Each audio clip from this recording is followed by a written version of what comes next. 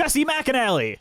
And I'm Andrew DeWolf. And I'm Brianna Jones. And welcome to Musicals with Cheese, a podcast where I try to get Andrew and Brie to like musical theater. And you guys, I'm having an issue today. It might be a pretty big issue. Oh boy. So there's this guy, and we made an arrangement, a ruse, you might say, that we were going to pretend to be courting each other. So I would be more desirable, and no one would be getting on him. You didn't fall in love, did you? I did, but here's how embarrassing. That's so embarrassing. But the worst part is, he tried to make out with me. I was into it. Then my brother shows up and is like, you got to marry him or else I'm going to challenge you to a duel. He's like, I can't marry your Unbelievable. Jess, your brother didn't even join in? No. I thought he had seen Back to the Future and knew the rules. Apparently not. What do I do, guys? Well, you got to marry him. Yeah, you have to now. It's kind of required. I have to stop and jump in the middle of a duel and convince him to marry me? Well, you don't have to do that. I'm going to do it anyway. This week on Musicals with Cheese, we are talking about the Unofficial Bridgerton Musical. Cue the music, Brie. This is what you call a honeymoon. Pacing around our separate rooms. Running from our elaborate ruse. We did afternoon. Please forgive me your grace. Can't even look me in the face. And now I must lie in the mess you made. The mess we made. It was your mistake. Kissed me in the I was prepared to take my life. I stole your fate. I stole your fate. I stole your fate. No, I stole your fate. So, the Unofficial Bridgerton Musical is a musical of sorts with music and lyrics by Abigail Barlow and Emily Baer. Based on Netflix TV show Bridgerton, specifically season 1. So, it's not quite the usual thing, so you're about to go into some history. We're going to flashback all the way to January of 2021 when singer-songwriter Abigail Barlow posted a TikTok video which she asked, what if Bridgerton was a musical? And sang a verse of a song she had written based on a line uttered by a character in the Netflix series Bridgerton.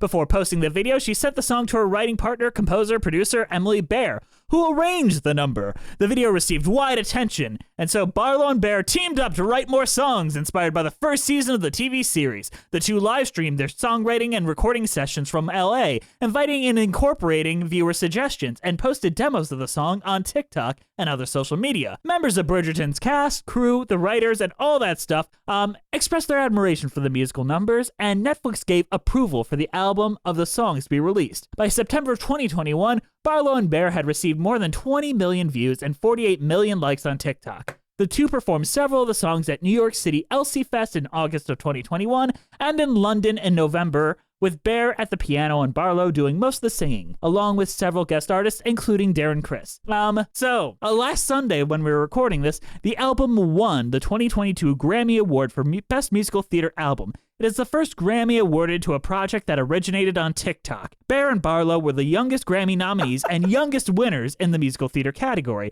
being 19 and 22 respectively. So that is the history. You notice I didn't quite talk about the plot of Bridgerton. And you know why that is? We all have different variations of knowledge of Bridgerton. I watched the first season over the last 2 days. Brie, you watched it when it originally premiered, I'm assuming, last year. Yes. And Andrew, you have not watched it and just listened to the album. So forgive me. Andrew, tell us what the plot of Bridgerton is. Oh, Lord.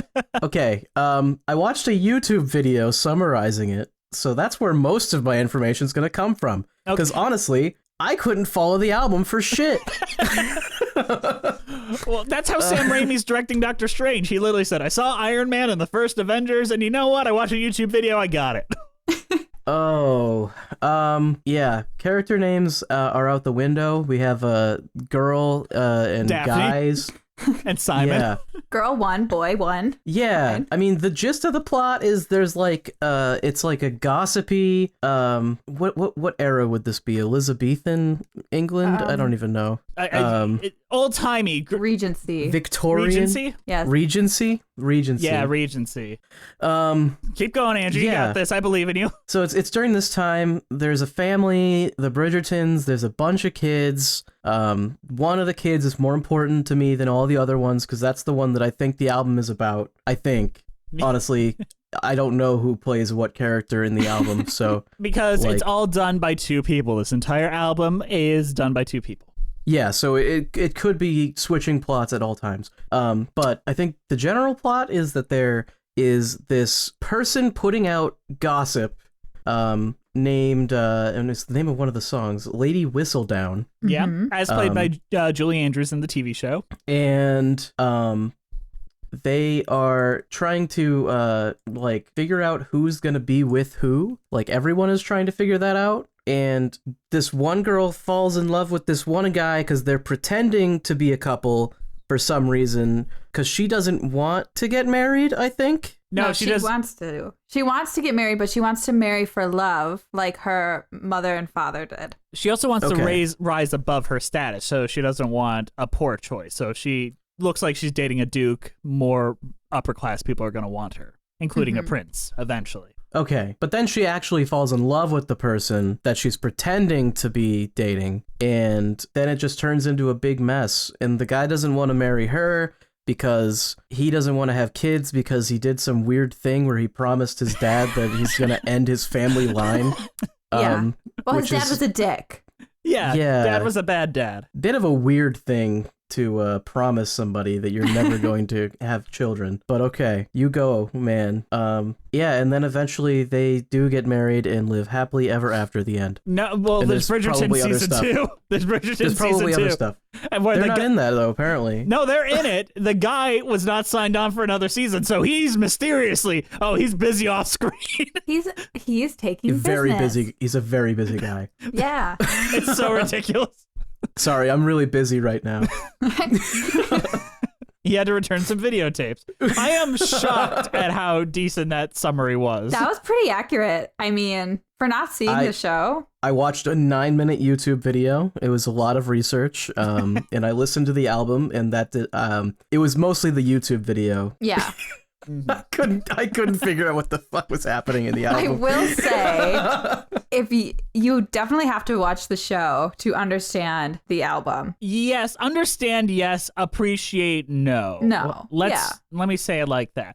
Like, this album, style-wise, is my shit. This is just the kind of stuff I enjoy listening to. Yeah, it's fantastic. I feel like it's a mix for me. It's like there's some songs that I feel like had a lot of effort put into them, and then there's other ones that feel like they were like a 30-second TikTok that are just there for filler, like the Ratatouille musical kind of was. Yeah. Where like there's certain songs that are like, wow, this one was really good, and then there's other ones that are like, oh, that's a TikTok song, you know? Yeah, or like we need to introduce this because it was an important part in the plot. And like you can look at the song length, and I feel like you can sort of tell which ones are which because some of them are under a minute long, and then other ones are like 3 minutes long. I feel very conflicted about this entire thing. But before we talk about the album, we got to talk about the actual proper show, Bridgerton. Brie, you've been a fan for a while. What do you think of Bridgerton as a TV show? Listen, I liked Bridgerton. I think it showed up in a time that we needed content, when we were bored and apparently horny. And it gave us entertainment during COVID, like during December of 2020. We were all so bored at home.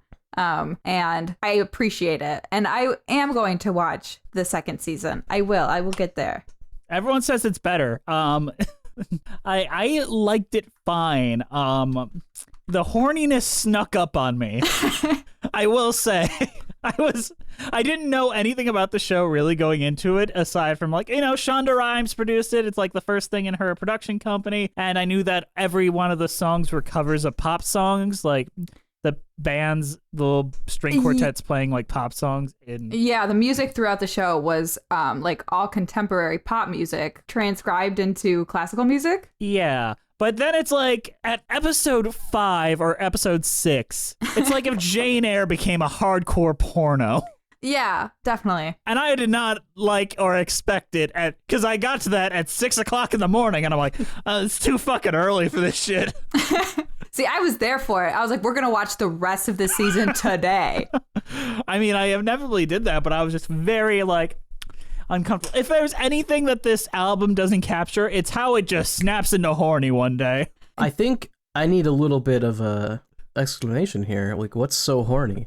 Their tension, Daphne and Simon, like they kiss, and then Daphne is very sheltered, I will say, like, and like the other girls, they're like, I think in like the second or third song, they're like, how did that woman get pregnant, and how is she having a baby if she's not married? Like, they're very confused. They're very sheltered. They do not understand the idea of sex. They don't understand the idea of having a baby. And then like once Daphne and Simon start having sex, it is horny all the time. They're always fucking. Yeah, fucking on the stairs. Fucking on the stairs.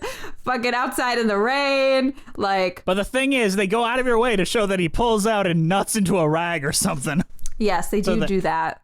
It's like as soon as they get married, a switch is flipped and it becomes porn. Like, it's so incredible. But, okay. Let's talk about the album now. And so we talked about how this developed on TikTok, and Brie, you so brilliantly I think it had to have been over a year ago now, convinced us to talk about Ratatouille, the TikTok musical. You basically twisted my arm into talking about it, if I remember right. I said, please talk about. We talked about it before it was like an actual thing. Yeah, and then we talked about it again. Yeah. Yes. Now, we've got Bridgerton. That came right afterwards, and I remember our Ratatouille episode did very, very well. It is still one of our most downloaded episodes, and people at BPN just like, hey, you should talk about the Bridgerton TikTok musical next, and I'm like, I don't know, I feel like this is kind of a trend and I don't want to go trend following, was literally my response. Also, me or you, Jess, had not even seen the TV show, so it would have been like a little bit weird. It would have felt like we were just following a trend. But now we're officially choo-choo on the fucking trend train. I mean, it won a Grammy. We have to say something. We got to talk about it. How about we talk about the Grammy situation then? So against proper Broadway albums, this quote-unquote like scrappy little TikTok album won the Grammy for Best Musical Theater Album. What was it up against? I saw Cinderella on there. Cinderella, which, yeah, makes sense that didn't win. Exists. Maybe could win. I don't know. It exists. Then we have a musical done by Burt Bacharach and Steven Sater, who you might know from Alice by Heart, Spring Awakening, American Psycho, and Burt Bacharach, who you might know for a bunch of songs your grandmother likes. Then from Girl from North Country, which was a Bob Dylan musical. I guess they won that Steve Martin money. I have never heard of this show. Maybe someone can Patreon request it because I'm interested. I mean, Bob Dylan writes good music, so that's weird. It's just a strange choice. Then we have Les Miserables, the stage concert, which Andrew remembers seeing in theaters 2 years ago. Which, I mean, yeah, that's good. Just kind of by default. Yep, that is a great album, great show. Steven Schwartz, who you might know as the composer of Wicked, did an album called Snapshots, which is just a bunch of numbers. Including Meadowlark, some of his famous numbers. He's done a bunch of these before. And then finally, the Unofficial Bridgerton Musical. People have thoughts about this. A lot of Broadway people have thoughts about this. What was the award specifically? The award was specifically Best Musical Theater Album, and that had to have been released between September 1st, 2020 and September 30th, 2021. I guess, what do they mean by music theater? Well, do you want to hear who the last 10 recipients were? Sure. Might be able to give us some context. So the previous one was Jagged Little Pill. The one before that was Hadestown. Before that was The Band's Visit. Before that, Dear Evan Hansen. Before that, The Color Purple, which gave our good friend Robbie Roselle his Grammy Award. Then Hamilton, Beautiful, Kinky Boots, Once, and Book of Mormon. So they're all cast recordings. Basically. However, let's take a look at, let's see what was nominated last year really quick, because last year was the year where theater didn't happen, both last year and the year before. That year it was nominated was Amelie, Prince of Egypt, Jagged Little Pill, Little Shop of Horrors, David Byrne's American Utopia, and Soft Power. Okay. Which are all shows that were actually shows. Besides Cinderella, are the rest of these stage shows? No. Or are they just albums? Some Lovers is a stage show, it looks like. Okay. So is Girl from North Country, and Les Mis, of course. But Steven Schwartz's Snapshots, I think, is just a collection of songs that he has, but a lot of those songs have appeared on stage. Mm-hmm. I feel like that shouldn't have been nominated because that's like a best of almost. I don't know. Yeah. It's a very interesting collective of nominees, I feel like, because it sounds like prior they were all stage shows. Yes and no. Like, there are times, like when Josh Groban does a theater album or when Barbra Streisand does the theater album, those will get put in there. Okay. Like, it's not uncommon for things like this. However, is this theater? It is a question that is going through Broadway Twitter, and everyone's at each other's fucking throats right now. And it's up to us to answer it, really. We are the ones. It's us three white people that have the overall opinion, right? Clearly, it is our job to answer this question, and we must come up with the definitive answer. I'd rather ask more questions than answers. Okay. What do you have? Go ahead. Well, what constitutes as musical theater in general?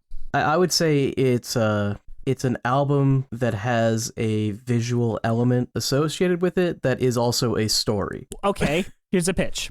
Let's say Broadway Podcast Network. It has the podcast Bleeding Love, which is a full story that is also a musical. Is that a musical theater album? It's not on stage. Maybe we have to add performed live as well. When you, because that side of it is too. Like, let's say it is Come From Away. Last year they did a Come From Away pro shot that was in front of an audience of nobody. If we took that and then we just took the audio out, is it still? It was still performed live. Just because there's no audience doesn't mean it's not live. Well, let's go back to Bridgerton then. Bridgerton, they wrote their songs live and had TikTok Live and Instagram Live suggest lyrics and stuff. Is that live performance at that point? That's songwriting. Did they perform the song in a studio and then have it recorded? Like, was this ever played live? Like, all the way through? I don't believe so, but songs were played at the Kennedy Center, as well as LCD Fest and stuff like that. I don't know. Honestly, and here's my real opinion, this shouldn't be a category of Grammy. This just shouldn't be a category. No, how are musical it should theater... be The category should be Best Cast Recording. Okay. And that should be the category. The category should be Best Cast Recording, and it should be only for cast recordings of stage shows. Well, what about movies? No, that wouldn't even Doesn't count. That wouldn't be in this anyways. No, Doesn't count. like if you had a musical movie? I don't think I think that would be in soundtrack. Nope, Yeah. that would not count. Can't count. It's So gotta be a cast recording. All right. Are we right? We don't have a traditional And previews no this Josh week. Groban albums where they cover a bunch of songs. That shouldn't count either. Let's take a look at Twitter, because I did steal a bunch of tweets. I think the most famous one was from Heath Saunders, and they had some big opinions that pissed a lot of people off, and I feel like it was no nuanced November over there on Twitter with their thoughts. I'm sorry. So how about we dive into that in this week's preview, since we don't have our usual stuff. It's time for previews. It's time for previews. Heath starts with, the darkest part of the Bridgerton musical Grammy win, for me, is that it means we as an industry have officially decided that musical theater is actually a sound and not a medium. That album shouldn't have even been eligible for that award. Sorry. Concept albums should be considered for Grammys for their genre, and people shouldn't write off the impact of genre for music written for theatrical presentation, because it was written for theatrical presentation. The Bridgerton album had pretty massive cultural impact. The fact that it still didn't allow it to be a competitive pop music award annoys the shit out of me. Can you imagine how incredible it would be for musical theater as an art form for it to have been nominated for Album of the Year? It wouldn't have even had to win. Its presence at the award show in that category would have been extraordinary, good implications. But instead, an album of music for a show with no theatrical life, not even recorded with a cast that would demonstrate the score as it's intended to be heard, has dominated a category designed to acknowledge the musical accomplishments of live presentations. It marks a full pivot of the awards category to a genre of music. And this sucks for musical theater creators, because now we get to debate what makes musical theater. Character, To Pimp a Butterfly, story, the ARC Android, live visual components, anything Beyonce does, LOL. If you open this category to anything that might conceivably be a theatrical experience in the future, it makes the category more competitive, not more accessible, and more ripe for producers who are just after a Grammy to manipulate the system and win one. As I've said over and over again, my beef isn't with Bear and Barlow, whose Grammy will give them access to spaces that they were excluded from. I have different opinions on that. And I am thrilled. And for them, I am thrilled. I don't want to take their award away. Let them thrive. But their Grammy doesn't increase accessibility for other musical theater writers, because that's not how accessibility works. Apparently, this is my jokerification. God, all the people who are like, 2 women beat the old men. You fuck you, Heath. Why do you hate women? May I please get a crumb of critical analysis? What do you guys think of that? I mean, I think I agree, personally. It's a concept album. Concept albums don't get dominated in music theater. What do you think, Brie? I don't know. Because I get what they're saying. Because I don't think I would see it as a concept album. That is by all technicality what it is. Do you think this is the whole form? All the characters are played by the same vocalist as well. Like, unless there's only one character being played in the show. Nope. It is all the same vocalist playing multiple characters. It's a concept album. Like, my boys Seventh Wonder, give them the Grammy. Okay, let's go back to that. Let's talk about Tiara. Let's flash back to early musicals with cheese for a second. Is Tiara musical theater? We argued that it was. It was. It is in the sense that it could be, but it isn't in its current form. It tells a full story that we are able to interpret from the lyrics exactly, and it's one person playing a bunch of characters. I think it is in the sense that it could be music theater but it would need, and even in the episode we did this, it would need changes and it would need a cast. Let's follow this up with another conversation of a show we talked about recently, The Who's Tommy. Is that musical theater as the original album? No, it is now because they made a show and they made a cast and they changed the form, but it wasn't when The Who just released an album. That was a concept album. That is what Heath is trying to say, and a lot of people jump the fuck down their throat for no goddamn reason. What do you think, Brie? Okay, I'm just trying to wrap my head around what Andrew is saying. So you're saying that if this had a live component, it would be considered musical theater. I think it needs a live component. I think you can't have every character be played by the same vocalist. If there's more than one character in your show, they should all have their own individual cast, unless the point of the show is that they're all the same person. I guess I don't. That would kind of depend. But let's offer a counter example, which is Hedwig and the Angry Inch, which I believe is musical theater. It is a full story, but the story takes place in a rock concert with Hedwig on stage singing the songs and playing every character because it is in the context of the story. You're at Hedwig's rock concert. Yeah, I almost feel like that's like the one exception that almost exists just to break the rule, because or to prove the rule. I can't think of any other show that does that. That's almost like a concept album in itself, but it's being performed live as if it was someone telling you a story. I don't really know. It's like meta, dude. Mm-hmm. I just think this is a bad category. My argument would be, again, that it should be best cast recording. It should not be best music theater album, because this discussion doesn't have an answer that is sufficient. Yeah. I think this is a good debate to be having, but Brie, why don't you read the next one? I believe this is from Kate Reinking, who had different opinions than Heath. I am over people discrediting the Bridgerton album for not being musical theater, when just full-on concept albums are nominated for the award all the time. It feels very much in the vein of thinking digital theater isn't actual theater. To me, theater is a collaborative medium that combines both visual and sonic elements to a live audience to relay a narrative, even if the method is digital and doesn't negate the fact that it is done live and collaboratively through both sight and sound. What do we think of that? I don't know. I don't even feel like it's a proper rebuttal to what I'm saying, because they're just saying that concept albums are nominated for the award, and I don't think that they should be. So concert albums was their concert albums? Oops, I'm sorry. I said concert albums. Yeah. I mean, that's weird. I don't know about that. So concert? Well, Les Mis was a concert album. Josh Groban, he was a concert album. Yeah, I don't know. Concert album is a recording of the live performance, so I don't know. It's complex. And it's almost like this category is a little bit screwy and maybe shouldn't exist. Would you would rename it cast recording in your own thought? Yes. I think that would work though, if you called it a cast recording. But would that make this category less accessible to folks like us? Like Andrew, if you and I decide we want to go... Do we need this category to be accessible to folks like us? Maybe not. But let's say you and I, all three of us, we're talented motherfuckers, I guess. Yeah. What's a famous TV show right now? What's everyone watching? I Love Lucy is kind of big right now. Inventing Anna. You know what? I'm into the I Love Lucy musical. Let's do it. Why don't all three of us make an I Love Lucy musical about like the making of it? Because that's what everyone's like obsessed with at the moment. What's stopping us from then eventually winning the Grammy? Or Brent. You know Brent's working on an unauthorized Star Trek parody musical called Khan. What's stopping him from winning the fucking Grammy next year?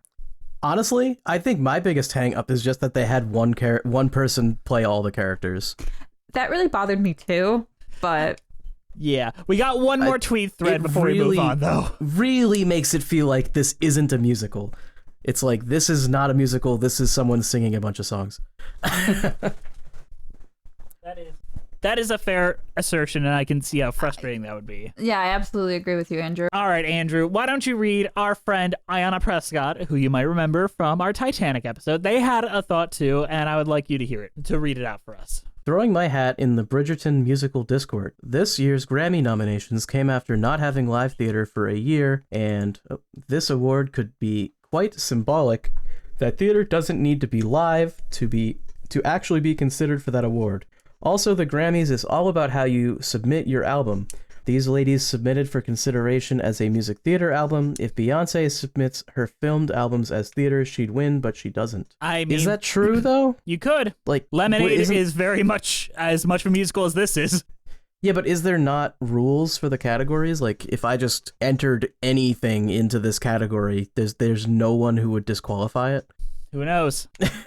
I really can't say. I'm not a Grammy judge. It would be great if I was. Now, I also want to say, I agree that theater doesn't need to necessarily be live, and there is a digital element to it. And I think things like Star Kid could be considered for this category and should be, like those type of musicals that are online only. Okay, let's put a pause in here. Remember a few months ago when we covered A Killer Party? Yeah. I think this feels more like a theater piece than that does, as sad as that is. Is that just because you didn't like A Killer Party? No. I mean, I didn't love A Killer Party. You're not wrong there, but I think that this just has more of a song to story ratio. I think the songs are being used to tell a story in a way that it really wasn't in A Killer Party. That's just because A Killer Party barely had a story. Like, come on. I don't know if that's fair. You just don't like this because it has only one person playing all the characters and not you viewing it through the story structure. Actually, and I love concept albums. I just don't think that they should qualify for music theater. Well, all right, what do you think, Bree, before we move on to the next topic? I keep thinking about our Razia Shadow episode. And if that would be considered more musical theater than this, because I mean, you have people playing different parts, telling a story through music. I still don't think that should qualify even.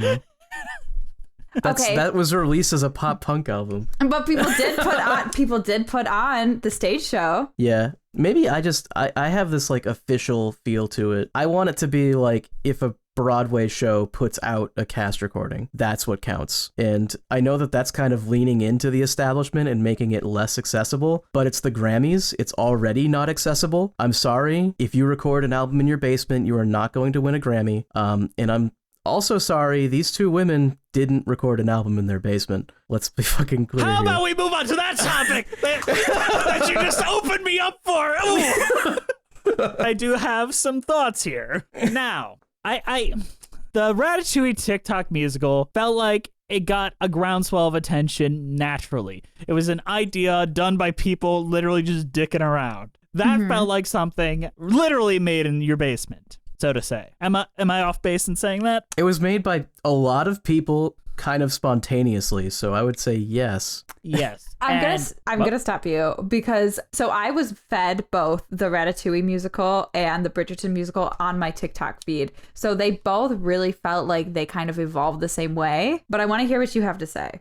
All right. I have thoughts here, and I don't mean to talk down on these two very, very incredibly talented ladies. Very, very talented ladies. We'll talk about that a lot in the song section after the break, because I have a lot of nice things to say. However, we are talking a lot about accessibility, privilege, and all those other things, and opportunity. And a lot of people like to frame these two young ladies as folk heroes. They're very young, they're very talented, and they're, as the little guy, standing up to the big establishment saying, we're just on par with you guys. When really, they are a part of the establishment. They just happen to have been attractive on TikTok and wrote a catchy tune that caught everyone off guard. The thing I appreciated about the Ratatouille TikTok musical was it was a collaboration between a bunch of people bringing their ideas and pieces coming together to make this beautiful thing. At the end of the day, this is a vanity piece for two very talented women to up themselves to the next part of their career. One of them is no Ratatouille, the musical album. Yeah.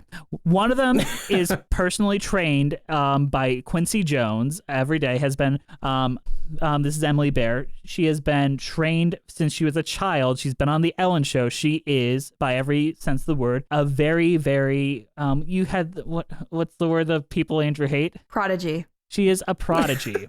And then we have Abigail Barlow, who is personally trained by Meghan Trainor and is already had a bunch of pop hits before this. Now, they also have the benefit of being white and attractive, which if you're on TikTok, that a lot of people are going to be really kind of gross about that. I wonder if they looked more like me and Andrew, would this album have gotten as much traction? I don't know. And that is not a negative towards anything else. I'm just saying they have a lot more opportunities than the average person on TikTok. They have a lot more opportunities than the person that came up with the melody, Rami, the Ratatouille, the Ratable, possibly the worst song in the world. That also so doesn't bad, but it's so good. It doesn't have a full album, and it never got nominated for the Grammys. Yes. Now, but what if it did? Well, it wouldn't have, because you know what? What the if it composers did? of the TikTok, well, it wouldn't have, because you know what? The writers of the TikTok musical were not trained by Quincy Jones and fucking Meghan Trainor. True. I don't know. It's the Grammys. Again, people like to talk a lot about the Oscars and the Grammys and all of this stuff. We need to make it more accessible and all this. But these are award shows for very specific industries, and it's all run by large corporations and very wealthy producers. This is not the people's choice. No. Yeah. That's not how this works. So honestly, the debate is kind of pointless because I think if it was it's not people's gonna have an choice, input. though, I think if it was people's choice, it would still have won. Yeah, I agree That with might that. be true. I don't disagree with that. That being said, I feel uncomfortable with the amount of traction that they who they're hanging out with every other weekend now? Fucking Andrew Lloyd Webber. He's on their TikTok. They're on his TikTok, and they're collaborating on things now. What happened to the person that wrote that Remy the Ratatouille song? Has anyone Exactly. seen anything from them? Exactly. I hope they're swimming in their millions of dollars. I really I'm hope sure that they're made well big off. bucks out of that one. Yeah. I do want to say early on when this Bridgerton musical was hitting TikTok, and I searched every single one of these videos, there were other people writing their own songs, Yeah, and those did not end up on this album. I'll tell you what. they didn't. And I thought that a lot of those We're better. they were better. Yeah, a lot of the people duetting these songs were really, really good, and I loved the voices that they brought to the characters. And I was actually disappointed to hear that it was just two girls singing all the parts. Sitting in a hot tub 10 feet apart because they might be gay. But I feel not even that. There were other songwriters that wrote their own songs for the hashtag unauthorized Bridgerton musical that are nowhere to be seen and are now gonna be I thought I was a part of this, but apparently not, because it was a vanity project for these two young ladies to springboard their big old musical theater career. Yeah, I agree. Yeah, how about on that note, that doesn't make it bad. I know we just shit on it a little bit, but I don't think it makes it bad. It doesn't make it bad. They can absolutely keep it as their own project. They don't have to invite the TikTok community to be a part of it. Yes, but I think it's very disingenuous to call this a TikTok musical that sprung up from the ground. Right. I think the real takeaway is that it doesn't really matter who wins the Grammys. At all. It really doesn't fucking matter. You don't have to listen to them, and you don't have to give a shit. Tell that just to a bunch Kanye West, who hopped up on stage when Taylor Swift won one. Oh, that's It's true. just a bunch of wealthy people slapping each other off. That's all I can say. No, that's the You're not wrong, Oscars. Andrew. It's all award shows. Yeah, but you get slapped off most of the Oscars. Shut up. I wanted you to make sure you got the joke. I did. He set me up, but I swung. On that note, let's go into a mid-show, and then let's talk about some songs.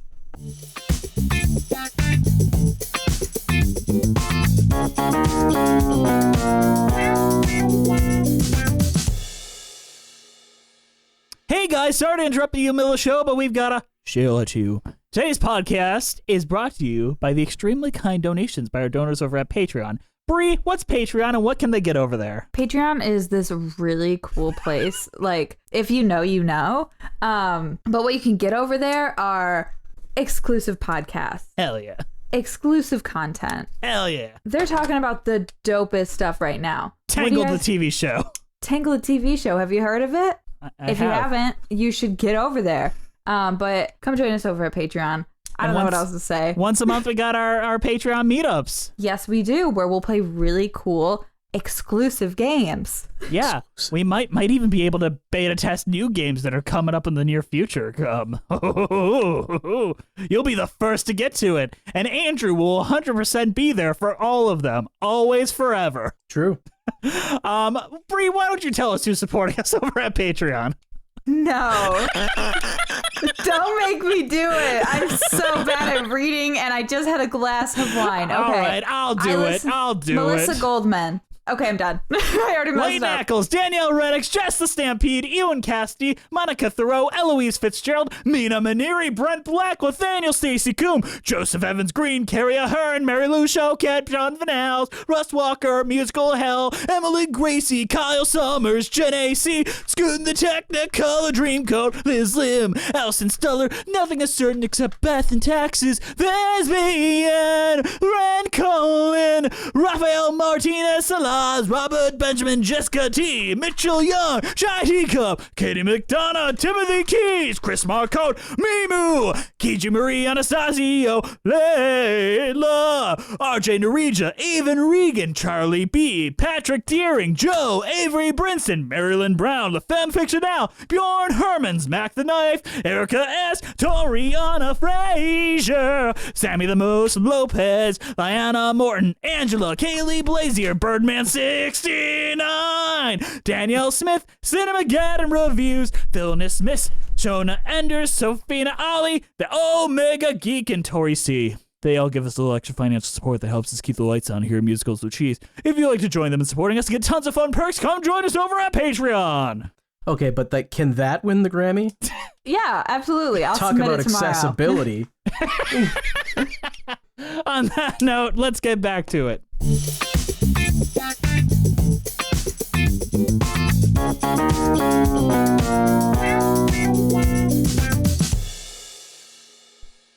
I think we should just talk about every song, to be honest. I'm cool with that.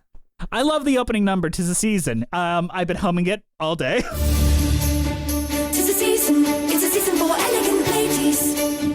Reputations dictated by the queen. Must be perfectly perfect, must meet every expectation.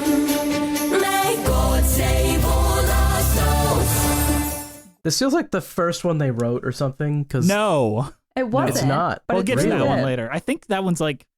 This one feels like it had the most effort put into it, though. I don't know.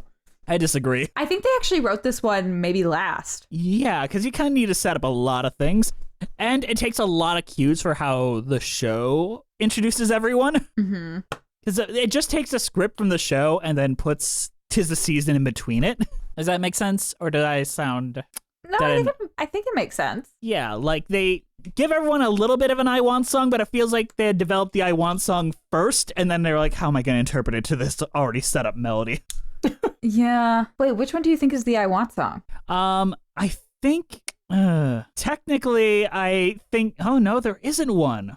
Because I was going to say, like, there is Well, that disqualifies it for the Grammy right there. Yeah, I was going to say, I don't remember hearing an I Want song. I remember hearing, like, an I Want verse. Yeah, Daphne has a little one. Daphne has a little one. But other than that, I don't think there is an I Want song. And that was something I noticed right away. Hypothetically, if this is not just one album, but they do every season of Bridgerton, they could be framing it as Eloise as the main character, and If I Were a Man is their I Want song for the entire show. You know, I'm rolling the dice. I was going to say, when does Eloise show up after that? She has a reprise. Oh, worker bee. Yeah. Yeah. I don't know if this is accurate, Jess. I feel like you might be stretching a little bit. Just a little bit. Just a tiny bit. But what do you think of the song, Andrew? I feel like it's very repetitive, but it's catchy, so it's kind of fun. I was a little shocked when you said it felt like this one had the most effort in it, because I feel the opposite. I do not like it. It's very long and has a lot of lyrics. And it feels like that's what TikTokers would probably put all their effort into. But no, because you kind of have to have it short to be on TikTok. So the shorter ones are probably the ones that got the most attention.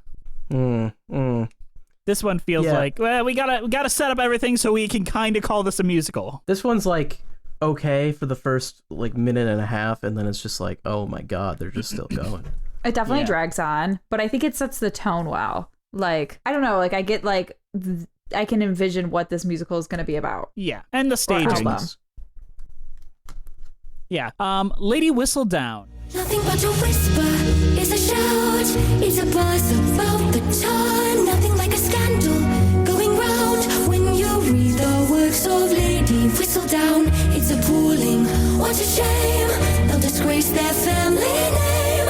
You can bet the one to blame without a doubt. It's Lady Whistledown. Very interesting. Very short. Isn't this a shorter one? Yeah, it's short. This one's like a minute and 18 seconds. I'm looking at it right now. It's short. You gotta set her up. She is our narrator of sorts, and big twist ending. Which you've already spoiled. Did I spoil it? Yeah, you said who played them. When? No, I didn't. At the beginning of. Did he say that? I said Julie. I said Julie Andrews voices her, but that is not an accurate. That is not. Yeah. So spoiler alert. Spoiler alert. It is Penelope, who gets her own song. She is Lady Whistledown, who is trying to basically fuck everyone in her life's over. I still don't understand the reason she makes the choices she does. I don't know. That made the story make less sense. She wants to be a writer. That's because she wants to be a writer, I think. But the thing is, it made the story make less sense knowing that information. But honestly, the first song I heard from this was If I Were a Man, because it came up on my iTunes For You once. And I'm like, oh, I kind of dig this. This would be a great I Want song for a character, because I didn't know anything about Bridgerton. I guess I must sit on a throne I don't own, raising the babies we made all alone. I guess it's a lady, there's just some things I'll never know. But if I were a man, I'd go to Japan, maybe swim in the Seine, and learn to speak French. I'd have the whole world in the palm of my hand. I'd finally do what I could, but I can't. If I were a man. This is the first proper character number where it feels like it's written in a character's voice and that the notes reflect who Eloise really is as a person. I would agree. Because she is notable in her first scene of screaming at Daphne to make haste. And then she kind of Who is Eloise? She is Daphne's little sister. Yeah, and she very much wants to be like her brothers. Yes. Why does she get the third song in the show and then not show up again for another we don't know. 5, 6, 7, and 8 songs? My favorite part is that this song alludes to a plot number that isn't even like in the show. Like a plot point about a girl that is pregnant and has to hide the fact and suddenly get married. That is just not in the musical at all. That character's never mentioned except for like, hey, I know someone who got pregnant. Okay. That's a maid. It's in the show, isn't it? Yeah. But I love this song. One thing I was that is not mentioned when outside of that to, one line. The YouTube video I watched about Bridgerton is how if this was a real musical, I would not like it at all because there'd be like 15 fucking main characters. There's a lot of subplots going on. And I'm also super glad you didn't force me to watch the TV show. Yeah. It's good. I like it. It was not the worst 8 hours I've ever spent watching something. So many characters. There was like, it was how many Bridgerton people, and then there's other people they interact with. Yeah. And it's like, oh my lord. So many. So thankfully, they cut down the amount of characters in this to an extent. Yes, they do. Let's talk about the ruse, which sets up the basic premise of the musical, which is... I would just like to say that you're skipping my favorite song, but that's Oh my gosh. Okay, let's talk about Penelope Featherington. Never a sin, never as perfect, never for him, never deserving of the boy I love. Never Never the star, always an asteroid, delicate heart, forever the last choice of the one I want. So why keep it all in? It's like I'm invisible in my own skin. Give up on the fictional fairy telling. I loved this song. I think if I was going to be in a musical, Penelope is the woman I'd want to play. Really? Okay, elaborate. Do you feel the Eponine of it all? Do you want to be Eponine from Les Mis? Yes, absolutely. Yeah, like, I don't know. Like, I felt like I was the girl. Like, I was like the girl who like was always looked over or something like that. And I don't know. This is the character I would want to play. I love this song. I think it's so catchy. I've been singing it all day, if I'm being completely honest. What do you think, Andrew? I think it's a pretty good one. I mean, honestly, I think there's a pretty solid amount of songs that sound really good, but they all kind of sound similar to me. Yeah, but the way that they sound is my shit. Sure, but I love the big acoustics and the big piano sound and the strings. I love it. Yeah, I mean, every single song sounds really good, but they kind of all sound the same, especially when you have the same two people singing it. Yeah, I feel like if you had a diversity of voices. I really think if they had a whole cast, it would have been so much better. it's missing those big chorus like line stuff, you know, that you get in a musical. And I think like diversity in voices. Because we get to a couple songs in here where it is Daphne and Simon going back and forth, and I had to go back because I was like, "Who is the song between? Who is this supposed to be?" I don't think it's as bad when it's Daphne and Simon as much as it is when it's Simon and her brother. Anthony. Yeah, Fool for You. I was like, her guy voice is basically the same voice. Yeah. I mean, and props to her for playing like over 12 characters and doing it well. I mean, the accent's a little iffy, but yeah, doing the characters well. Yeah, she did the characters well, and she gave them their own personality. I just think at times it is hard to differentiate between them. Yes. I will say Penelope Featherington, I do like the intro to it, but when I get to the chorus, I kind of glaze over where it's like, never is prim, never is stopper, never is thin, never is... I like that part, but then we get to like the da-da-da, and I'm like, I'm falling asleep again. Mm-hmm. That's the part that kind of sounds like everything else. The Yeah. da-da-da, they do that a lot. But I like that. Never I agree. Never is proper, always an asteroid. Dun, dun, dun, dun, dun. I like it. All right.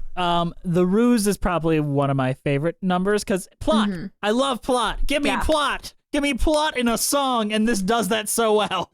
What are you suggesting, Your Grace? We convince them there's a flame between us, and you will be the diamond of the season once again, and you'll have reinstated your freedom.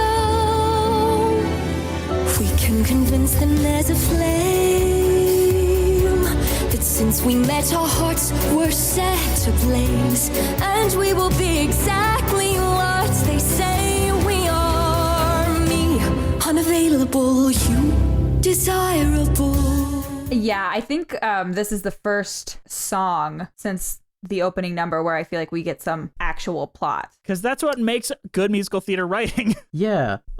If this was a real stage show, what the hell happened in the first like 3 songs? Their character set up in a way. Mm-hmm. Why are we setting up Penelope Featherington before we're setting up the main plot of the story? Because she is Where's the lead? Where is the lead in these first 3 songs? She has a little section of 'Tis the Season. Yeah, where she's walking down the aisle to meet the queen. Unacceptable. I will say they seem to be a really big fan of How Penelope. am I supposed to follow this? Because the first 5 songs, 3 of them Penelope is present for. Yeah. If you Is think Penelope about it really the hard. actual lead? Uh-huh. But I mean, you're right, Andrew. We don't have a character song for Simon or Daphne. And Simon is a character that really sinks. He's got some trauma in his backstory. Yeah. And I don't know. I feel like we're really missing his voice in this album. Mm-hmm. But here I think the song works because I like the fact that they turn like the biggest like hit line into the actual premise of the show, which is me unavailable, you desirable. And they repeat that a bunch. It sounds beautiful, and you get the point of the ruse no matter what because it's catchy. That is actually some brilliant songwriting there. Yeah, it's really good. However, some of the rhymes here are a little iffy. little iffy, girls. Let me look What them do you up. got? The one I remember the most, and I think it's for jokes, is the one from If I Were a Man. If I were a man and go in the sand and go to France. You know, that one. None of those rhyme. And it's man with like scant rhymes, and I think it's for comedy where Brent would be like, it's okay if it's for a joke. Brent, get in here. Tell us your opinion on the Bridgerton musical. I honestly wonder what his opinion would be. Since he would have been great to have on this episode. He's writing an unofficial musical himself. Yeah, he should have written Bridgerton too. Electric Boogaloo. What else do we have for songs numbers that are good? I do think we need to really talk about Burn For You, which is the first song. I know you don't feel the same, but I burn for you. You burn for me. I burn, I burn, I burn for you. I burn, you burn for me. Yeah, this was the song that the first one I think they wrote, and this is the first one I saw on TikTok with a lot of people duetting. Yes, this is the first song they wrote. This was the big one. Mm-hmm. I think it's the best one too. I would agree. Because it has all the things we love about what Barlow and Bear tend to do well. The big swelling, like beginning one place and ending in another place. The storytelling in the song is very, very good. I think it's some of their best. And it's obvious that it kind of was the one they focused on the most. Where the characters start out angry because Daphne wants to start banging. And he's like, I don't want to bang you yet because I got these feelings. And then they start to fuck. And they're in love. And they admit how much they love each other for the first time. You know, their wedding night. After they're married. Oh, yeah, after they're married. Yeah. I think the song is very effective. And the I burn, what is it? Burn. That riff sounds incredible. Like, it sounds really so good. This gives you the vibe. It is hornier than all of Bridgerton combined without a single titty. Yeah. I think it could have been a little hornier, I'll be honest. I think Every Inch is, when I hear the song Every Inch, which is a couple songs down, that is the scene where they're like fucking in the rain. I'm sorry, can I say fucking on the podcast? Okay, fucking in the rain. We were talking about fucking our sons last week. I don't know. I never know. I think this is the song like I equate to them like fucking in the rain. I think that's a montage of like all their fucking. Okay, yeah. I like that he always wants to fuck outside so we could just nut into the ground. Yeah. Yeah. But that's the second horniest song on this. Yeah, album. like that's proper horny. This is like, you know, the Burn For You is foreplay. This is like raw dog fucking. Mm-hmm. Yeah, absolutely. I think it could have been hornier. I think. And I'm always trying, be hornier. I've been trying to put my finger on what exactly I didn't like about a lot of the songs, and I feel like they just lack tension, really. Even the duel? Yeah. I feel like every song is written in this poppy sort of way where there's just not really any tension in the music. It never feels like, oh man, they have to get to this next chord to like resolve it, you know? And I don't know. I would agree with you with the exception of Burn For You. That is the one time where I have that. Yeah. Really? It still feels so poppy. I think if you had the context of how it was played out in the show, it just plays out better with music, as dumb as that is. Like, it feels much more like a reveal here than it did in the show where it's like, yeah, of course. Y'all been horny. You told her to touch herself earlier in the show. And I feel like not having those scenes and then having this works better. I think that they're good songs. I just think it's a pop album through and through. Let's talk about balancing the scales. Or, no, I'm sorry. Let's talk about Ocean Away, the final number. The one that they perform everywhere, the one Darren Criss performed with them at the Kennedy Center. Forget the ache of yesterday. Why don't we go dancing in the rain?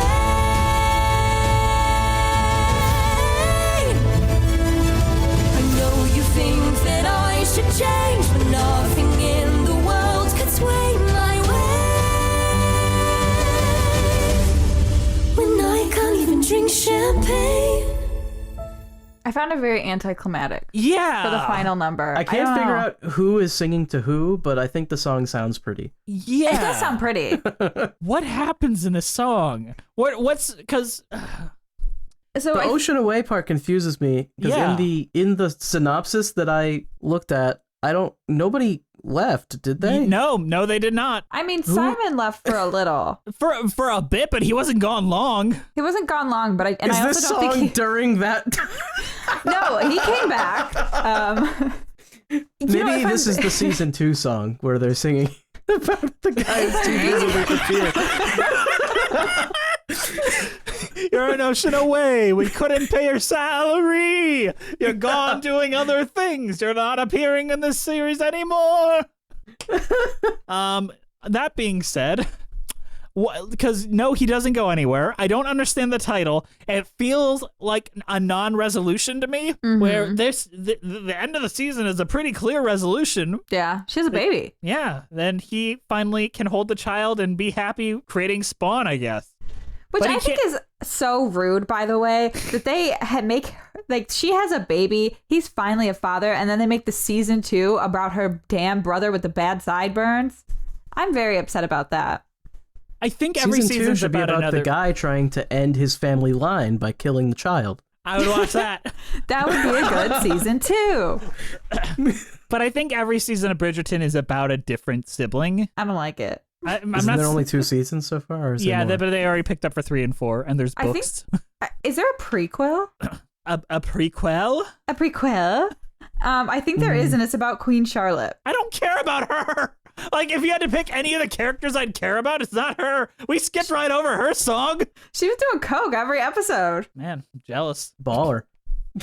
But I can't even drink champagne without hearing your name. Am I the one to... I don't get what these lyrics are about. And you did such a good job for the rest of the entire show of at least giving me a hint. I think What if they this said is unrelated?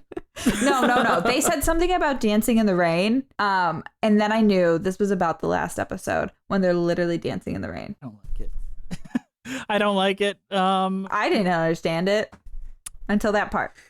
Barlow Bear, do better.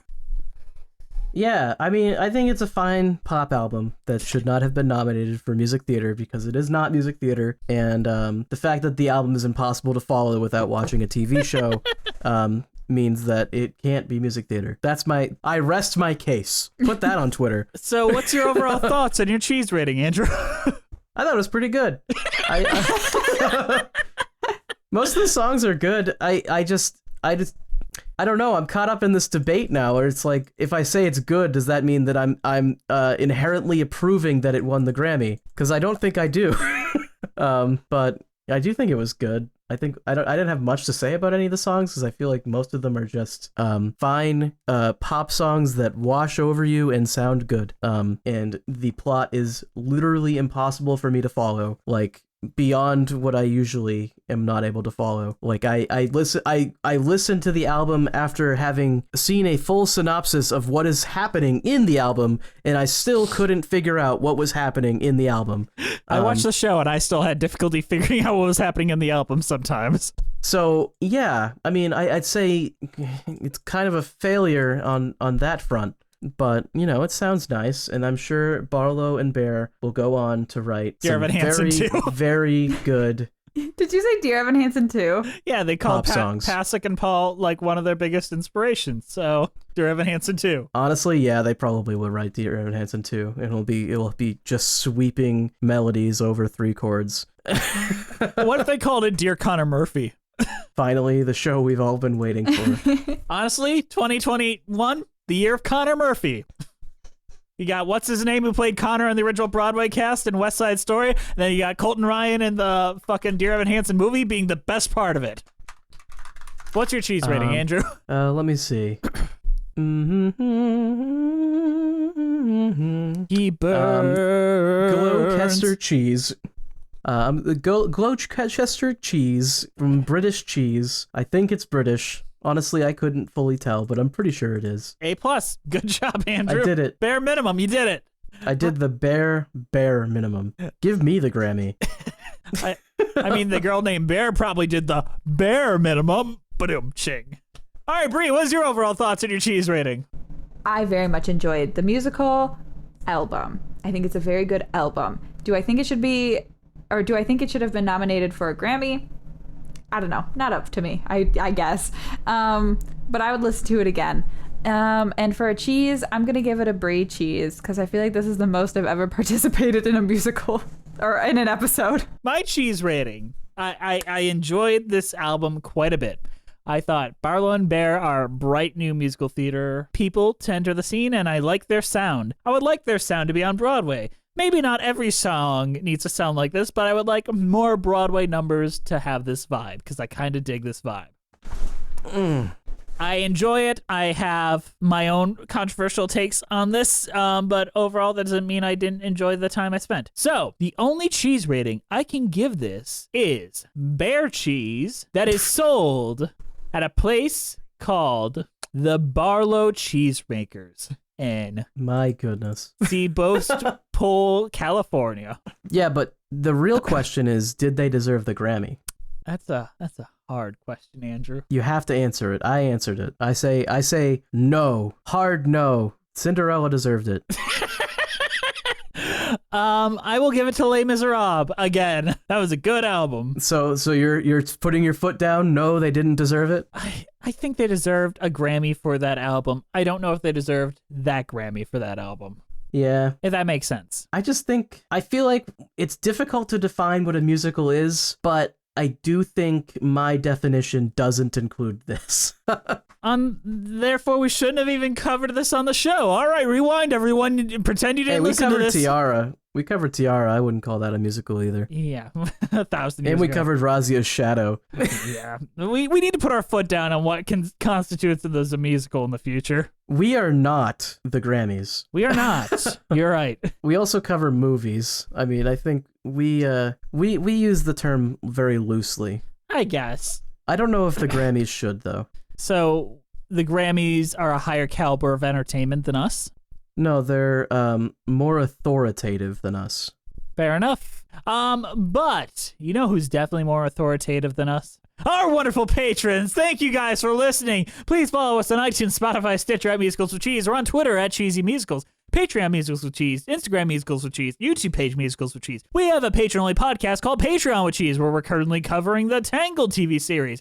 Email us at musicaltheaterlives@gmail.com. Our title card is created by Jolene Casco. Our keeper of the cheese is Juliet Antonio. This show is produced by the wonderful, the incredible, my favorite person in the world, Brianna Jones. Our theme songs are composed by Robin Nash of IOU Music UK. And guess what? We're getting some new theme songs. 5 more theme songs added to the roster. 2022. Let's do it. Thank you, Robin. You rock. Thank you to the Broadway Podcast Network for having us on the platform and for not kicking us off for bullying Barlow and Bear so much. They're just two underground people that just put a big middle finger to the white men that run Broadway. And those white men took their middle fingers and said, "Here's an award." All right. We'll see you next time on Musicals with Cheese.